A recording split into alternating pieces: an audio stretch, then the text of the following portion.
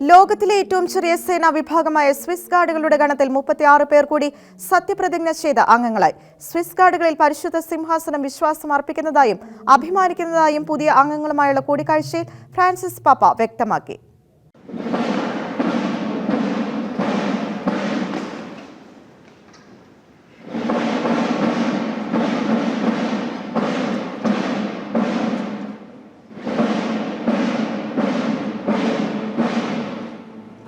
നിലവിലുള്ള സൈന്യ വിഭാഗങ്ങളിൽ ഏറ്റവും പുരാതനവും അംഗസംഖ്യ കുറഞ്ഞതുമായ പൊന്തിഫിക്കൽ സ്വിസ് ഗാർഡുകളുടെ ഗണത്തിൽ 36 യുവാക്കൾ കൂടി അംഗത്വം സ്വീകരിച്ച ചടങ്ങുകൾ ആഗോള കത്തോലിക്കർക്ക് അഭിമാനത്തിന്റെയും ആവേശത്തിന്റെയും നിമിഷങ്ങളായിരുന്നു. പതിവായി സാൻ ഡെമാസോ അങ്കണത്തിൽ വെച്ചാണ് സത്യപ്രതിജ്ഞ ചടങ്ങുകൾ നടത്തപ്പെടാറുള്ളത്. എന്നാൽ പ്രതികൂല കാലാവസ്ഥ കണക്കിലെടുത്ത് ഇക്കുറി വത്തിക്കാനിലെ പോൾ ആറാമൻ ഹാളായിരുന്നു ചരിത്ര പ്രാധാന്യമേറിയ ചടങ്ങുകൾക്ക് വേദിയായത്. 1527 മെയ് 6 ക്ലെമന്റ് ഏഴാമൻ പാപ്പയുടെ സംരക്ഷണാർത്ഥം റോമൻ സാമ്രാജ്യത്തിന്റെ സൈന്യത്തിന്റെ ആക്രമണവേളയിൽ ജീവൻ സമർപ്പിച്ച 147 സ്വിസ് ഗാർഡുകളുടെ അനുസ്മരണാർത്ഥമാണ് പ്രതിവർഷം സാൻ ഡെമാസോ അങ്കണത്തിൽ ഇതേ ദിനം സ്വിസ് ഗാർഡുകളുടെ സത്യപ്രതിജ്ഞ നടത്തപ്പെടുന്നത്. പേപ്പൽ പ്രതിനിധി ആർച്ച് ബിഷപ്പ് എഡ്ഗർ പെനപ്പാറയുടെ നേതൃത്വത്തിൽ നടന്ന ചടങ്ങുകൾക്ക് മുന്നോടിയായി സെന്റ് പീറ്റേഴ്സ് ബസിലിക്കയിലെ പ്രധാന ആൾത്താരയിൽ കർദിനാൾ മൗറോ ഗാംബറ്റയുടെ മുഖ്യ കാർമ്മികത്വത്തിൽ നടന്ന ദിവ്യബലിയിലും സ്വിസ് ഗാർഡുകൾ പങ്കുചേർന്നിരുന്നു.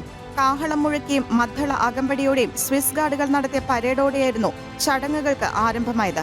പേര് വിളിച്ച ക്രമത്തിൽ സ്വിസ് ഗാർഡുകൾ ഓരോരുത്തരായി മുന്നോട്ട് വന്ന് ഇടത് കൈയിൽ പതാക മുറുകെ പിടിച്ച് വലത് കൈയിലെ ആദ്യത്തെ 3 വിരലുകൾ പരിശുദ്ധ ത്രിത്വത്തിലുള്ള വിശ്വാസത്തിന്റെ പ്രതീകമായി ഉയർത്തിപ്പിടിച്ച് ഉച്ചത്തിൽ സത്യപ്രതിജ്ഞാ വാചകങ്ങൾ ചൊല്ലി.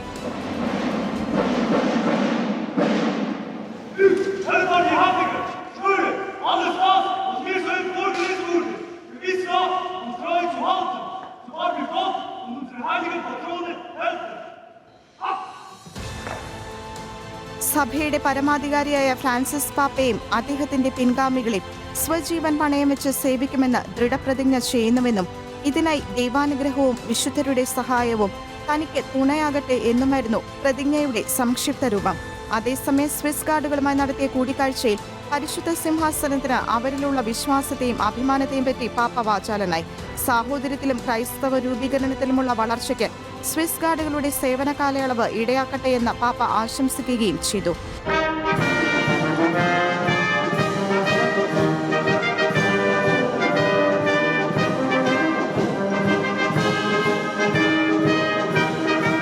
International desk, Shekinah news.